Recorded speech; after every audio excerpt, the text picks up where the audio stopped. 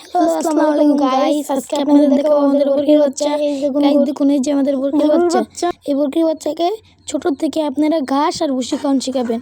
Guys এলা চলুন আমার মুরগির বাচ্চার বলে।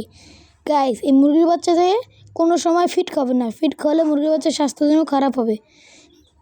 গাইস এলা চলুন আমার কলপাখির বলে। গাইস চলুন দেখুন গাইস, বাইরের আবহাওয়াটা কত সুন্দর। চলুন গাইস, গাইস আসুন।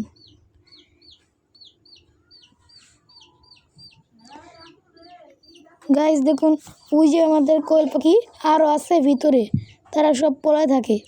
গাইস দেখুন এই যে একটা ডিম পেড়ে শুয়েছে।